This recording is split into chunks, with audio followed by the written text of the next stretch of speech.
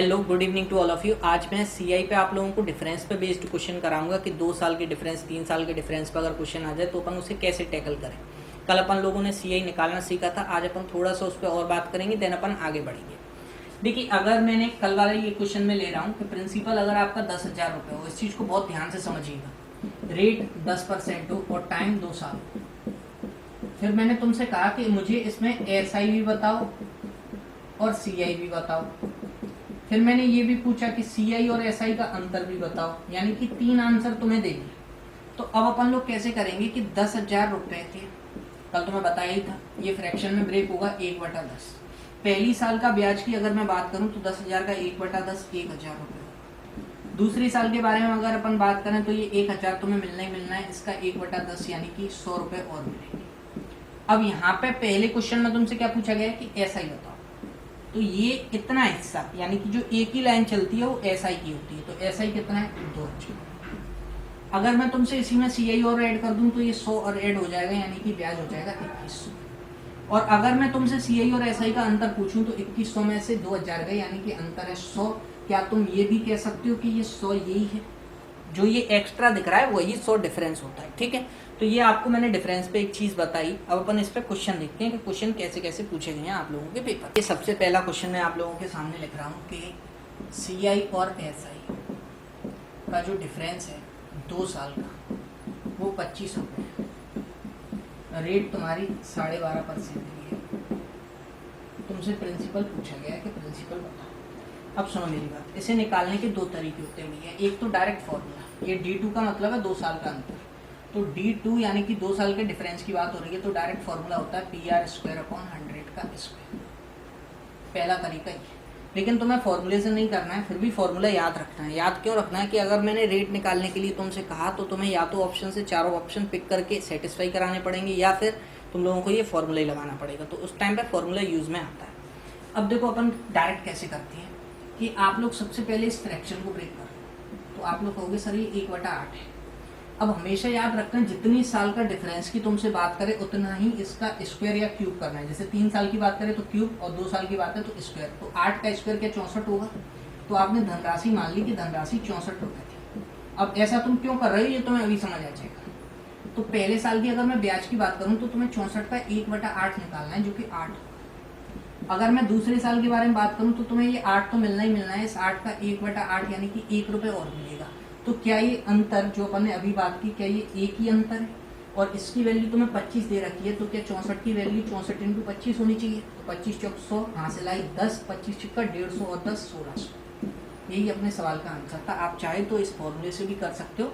D2 तुम्हें 25 रुपये दे रखा है, यहाँ पे P की जगह अपन लोग लिखेंगे कितना पता नहीं, रेट की जगह लिख लोगे 12, यानी कि 25/2 × 25/2, और इसके नीचे क्या है 100, और यहाँ पे एक और 100 लिख देते हैं, कहीं पे भी लिख देते हैं, यहाँ पे एडजस्ट कर देते हैं 100, ठीक है। तो 25 से ये काट दिए 4 बार, फिर 25 से ये काट दिया तुमने 4 बार, 4 दूनी 8, 8 8 चौक 32, 32 दूनी 64, तो प्रिंसिपल बराबर 64 × 25, यानी अपने सवाल का आंसर होगा 1600।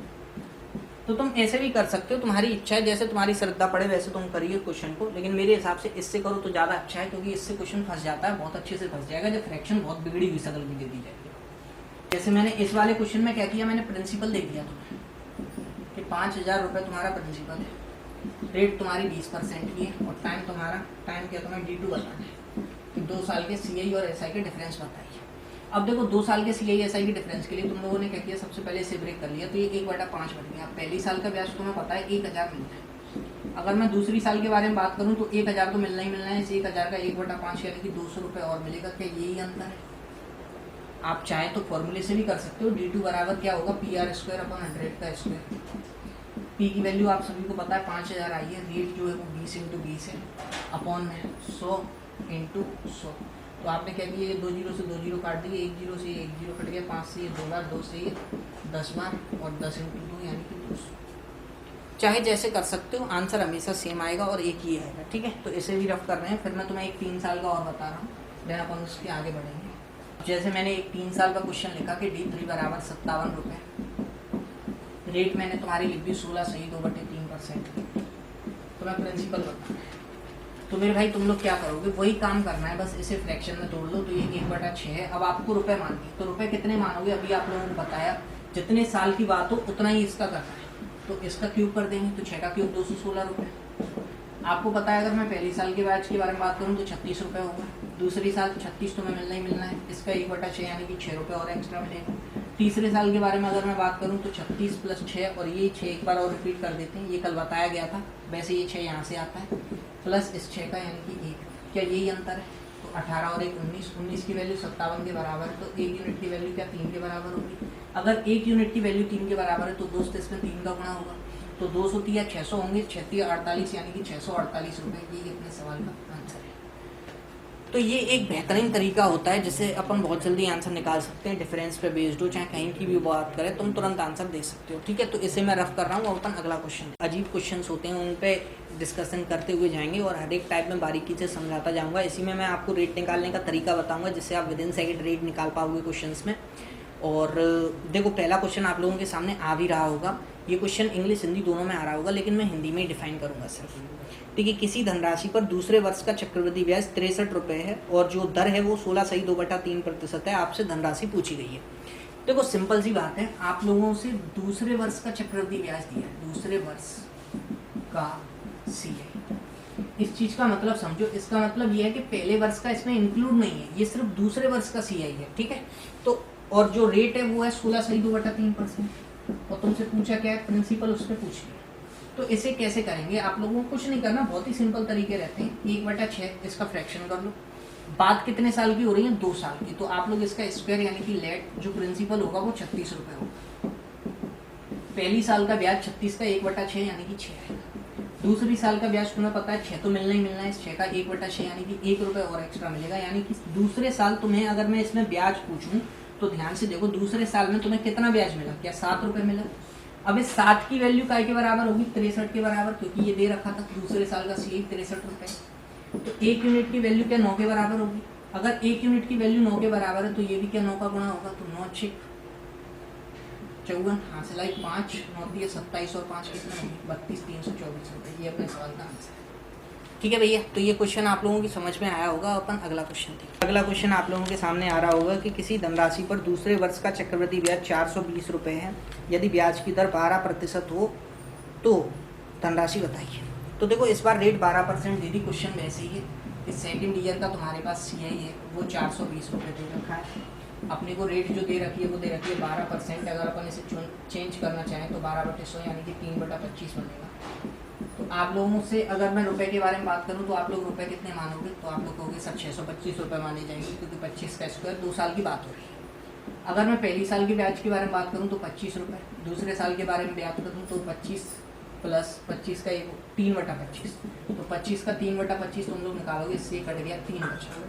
तो आपको पता है जो ब्याज आया वो 28 रुपये आया, जिसकी वैल्यू 420 के बराबर है। सही बात है या नहीं भैया। अब ये आपको 28 से काटना है, तो 7 से काट लेते हैं, 7 चौक 28, 7 6 42 और ये 60, 1 की वैल्यू आ गई 15। अगर 1 यूनिट की वैल्यू 15 है तो इसमें भी 15 का गुणा कर देंगे, अपना प्रिंसिपल आ जाएगा। आई होप आप लोग इतना तो कर लोगे, गुणा भाग जोड़ घटाना इसमें तो आप लोग माहिर होगे, मुझे उम्मीदें हैं बहुत सारी। ठीक है, इसे मिटा दें। देखिए अगला क्वेश्चन दोस्त आप लोगों के सामने आ रहा होगा, किसी धनराशि पर तीसरे वर्ष का चक्रवृद्धि ब्याज 24.50 रुपये है, यदि ब्याज की दर 16.2/3% हो तो वह धनराशि बताइए। ये क्वेश्चन आपको करना है, जो तीसरे वर्ष का पर्टिकुलर होगा उसे उठाना और बराबर रख देना 24.50 के, आपका आंसर आ जाएगा। अगला क्वेश्चन देखो, अगला क्वेश्चन ये आ गए रेट पे आधारित प्रश्न। तो इसमें रेट कैसे निकालेंगे अपन लोग उसके बारे में और बात करते हैं। जैसे 3000 रुपये की धनराशि 3 वर्षों में 3993 हो जाएगी, रेट बताइए। तो देखो कुछ नहीं, बहुत सिंपल रहते हैं, आपको टाइम पे ध्यान देना है। टाइम कितना दे रखा है, तो 3 साल।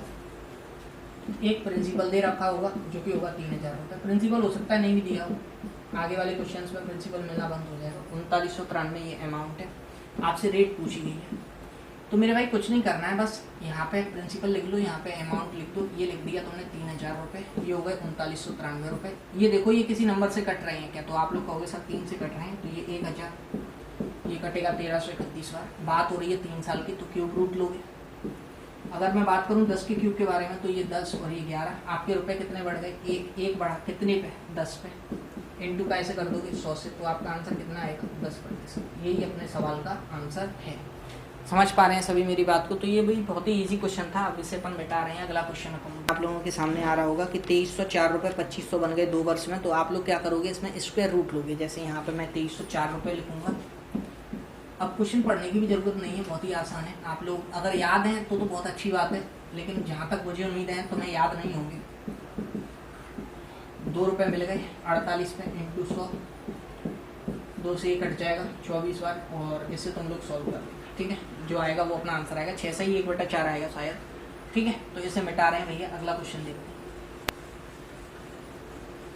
देखो अगला क्वेश्चन थोड़ा सा चेंज किया है इस क्वेश्चन में कि 2000 रुपये की धनराशि पर 3 वर्षों का चक्रवृद्धि ब्याज 315.25 रुपये था। चक्रवृद्धि ब्याज की दर बताइए।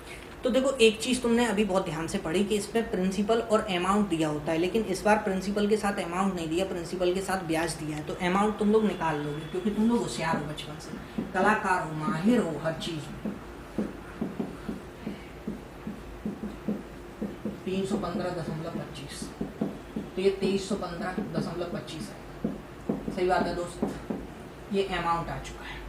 अब यहाँ से तुम लोग कर सकते हो। अगर यहाँ से भी तुम लोग नहीं कर पा रहे ना बेटा, तो तुम्हें सरस्वती माता भी कुछ नहीं कर सकती। मैं कसम खा के कह रहा हूँ, मतलब ब्रह्मा जी तुम्हें बना के बस भूल ही गए कि संसार में क्या करना है, क्योंकि उन्हें पता है बंटाधारी कर देंगे। ये आ गया। अब इसे काट लेना, एक नंबर ऐसा जरूर